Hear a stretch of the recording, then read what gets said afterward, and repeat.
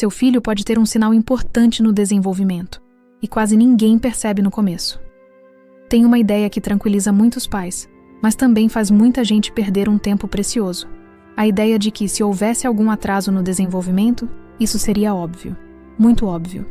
Algo grande, gritante, impossível de ignorar. Mas, na vida real, quase nunca começa assim. Na maioria das vezes, os primeiros sinais são discretos, silenciosos, fáceis de explicar com frases como: é o jeitinho dele, cada bebê tem seu tempo, uma hora ele faz. E o problema é que, enquanto todo mundo espera um sinal enorme aparecer, os sinais pequenos, que são justamente os mais importantes, vão passando despercebidos. E aqui está a mudança de perspectiva que pode mudar tudo. Às vezes, o sinal mais importante não está no que a criança faz. Está no que ela quase nunca faz. No que não aparece. No que deveria começar a surgir aos poucos. Mas continua ausente. Isso não é para te assustar. É para te dar clareza. Porque perceber cedo não significa rotular seu filho. Significa dar a ele a chance de receber ajuda na hora em que o cérebro mais responde, em que a intervenção mais funciona, em que pequenos ajustes podem mudar grandes caminhos. E se você já teve aquele incômodo difícil de explicar, aquela sensação de tem alguma coisa que não está se encaixando, fica até o final.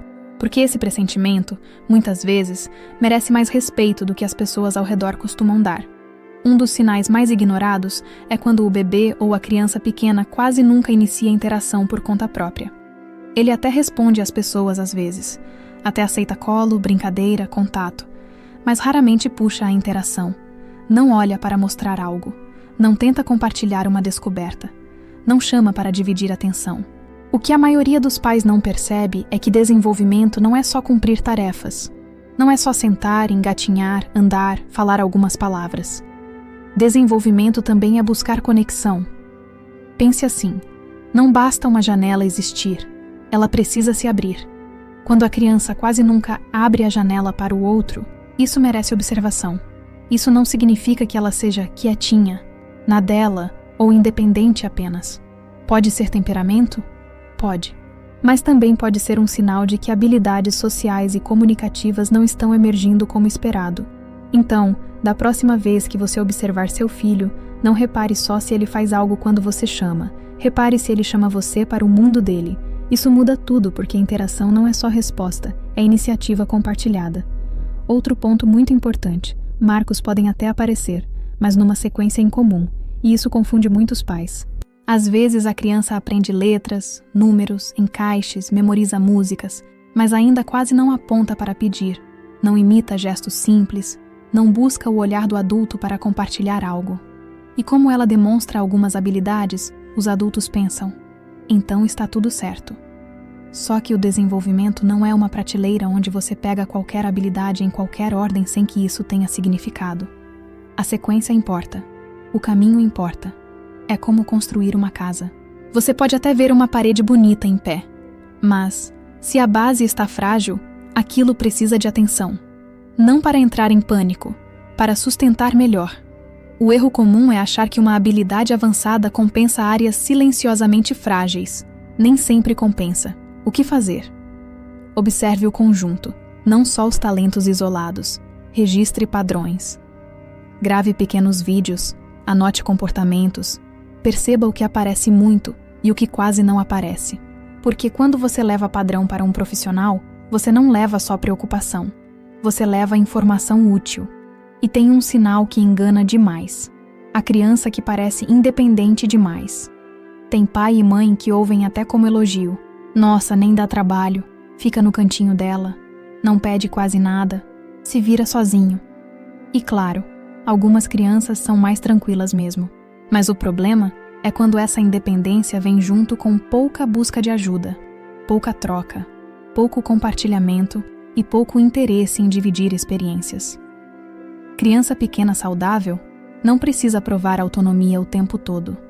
Ela precisa de base segura. Ela vai e volta, explora e retorna, busca o adulto como referência emocional. Quando isso quase não acontece, vale observar. Seu filho não precisa parecer forte para estar bem. Ele precisa conseguir se apoiar na relação. Essa é uma frase importante. Porque às vezes, o que parece maturidade é desconexão.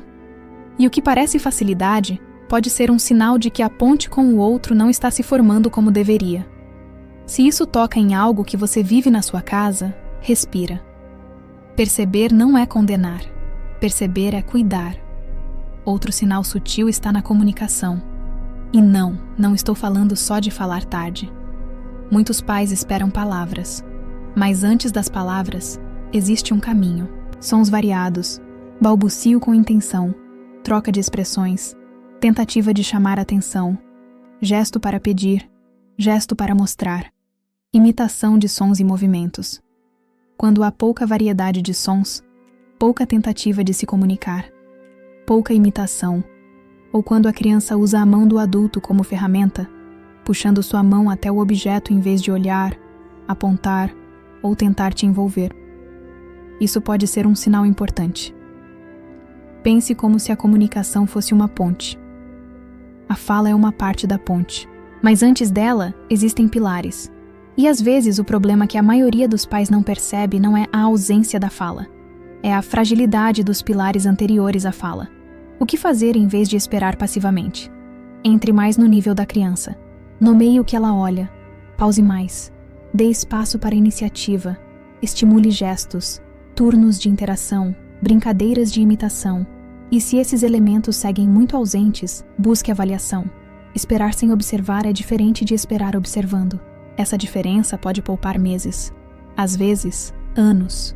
Agora, um sinal que costuma aparecer no corpo antes de aparecer no comportamento mais visível: reações intensas a estímulos sensoriais. O bebê que parece sempre desconfortável com sons, texturas, luzes, toque, mudança de roupa, banho, certos ambientes. Ou o contrário, parece buscar estímulos de forma muito intensa, como se precisasse de mais para sentir o próprio corpo e se organizar.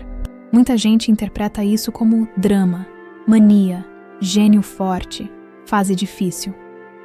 Mas o que parece exagero, na verdade, pode ser sobrecarga do sistema nervoso. Imagine viver num mundo onde o volume está alto demais o tempo todo, ou baixo demais, e você precisa buscar intensidade para conseguir se perceber. É exaustivo. E crianças pequenas não conseguem explicar isso. Elas mostram isso no corpo, no choro, na fuga, na irritação, no desligamento. Quando você entende isso, para de lutar só contra o comportamento e começa a investigar a experiência da criança. Observe padrões. O que desorganiza? O que regula? Quais ambientes pioram? Quais ajudam? Isso não substitui a avaliação profissional, mas ajuda muito a enxergar o que está por trás. E existe um sinal que nunca deve ser minimizado: perder habilidades que já existiam.